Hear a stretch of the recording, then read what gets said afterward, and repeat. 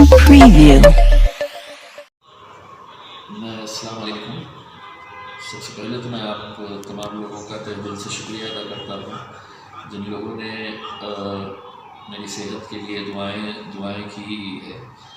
आज से कुछ दिन पहले जब मैं गुजरात का इलेक्शन कैंपेन करके लौटा तो उस वक्त के बाद से मेरी तबीयत ख़राब हुई। मैंने कोविड का टेस्ट कराया, पॉजिटिव हुआ और अब पिछले कुछ दिनों से मैं हॉस्पिटल के अंदर एडमिट हूँ। लेकिन अल्हम्दुलिल्लाह आप लोगों की दुआओं की वजह से अब मैं पूरी तरह से रिकवर हो गया हूँ और बस इंतज़ार में हूँ कि डॉक्टर्स कब इजाज़त दें। लेकिन इसी दौरान मैंने 26 फरवरी के लिए एक आंदोलन का ऐलान किया था कि जो वक्फ बोर्ड की ज़मीनों के तहफ़्फ़ुज़ के लिए हम लोगों ने सोचे थे कि हम सड़क के ऊपर उतरेंगे और आंदोलन करेंगे। और मैंने ये ऐलान किया था कि जालना रोड की एक जो ज़मीन है जो औरंगाबाद शहर के बड़े बड़े धन्ना सेठों ने इसे अलग अलग गवर्नमेंट डिपार्टमेंट्स के साथ मिलजुल कर, चाहे वो महानगर पालिका हो, रजिस्ट्री ऑफिस हो और या ख़ुद वक्फ बोर्ड हो, इनके साथ मिलकर किस तरह से ये करोड़ों रुपए की ज़मीन ये धन्ना सेठों ने लूट के खाए है, अपना बंटवारा किए है। और महज वक्फ बोर्ड को इसके अंदर से कितनी आमदनी हुई तो 1.5 लाख रुपया, यानी कि 1,50,000 रुपये, जबकि ये धन्ना सेठों ने क़रीब एक अंदाजे के हिसाब से 100 करोड़ रुपये के क़रीब ये पैसा बनाए हैं।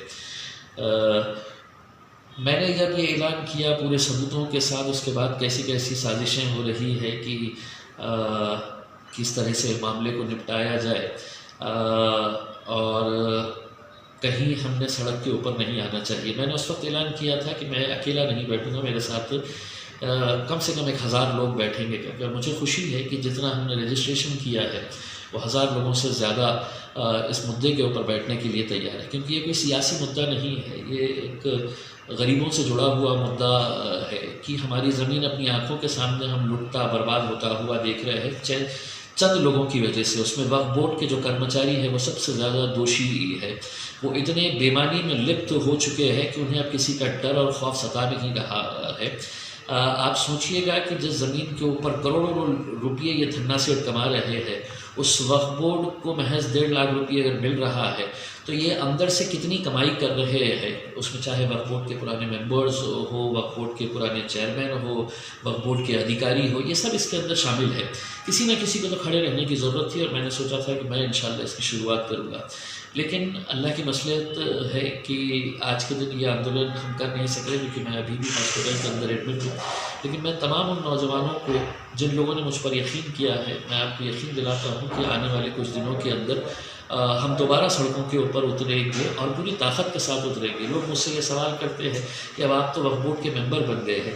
देखिए, वक्फ बोर्ड का मेंबर बनना तय इसलिए मेरा है क्योंकि क़ानून के अंदर ये प्रावधान है कि वक्फ बोर्ड के अंदर 2 जो मेंबर्स चुने जाते हैं वो मुस्लिम मेंबर ऑफ पार्लियामेंट होते हैं। अब इत्तेफाक से पूरे महाराष्ट्र के अंदर एक ही मेंबर ऑफ पार्लियामेंट चुनकर आया है और वो मैं इम्तियाज़ जलील हूँ। फिर राष्ट्रवादी कांग्रेस ने फौजिया मैडम को भी इसका MP का पद दिए है राज्यसभा का, तो 2 MP हो गए, तो स्वाभाविक है हम दोनों के अलावा कोई तीसरा उसमें जा नहीं सकता था।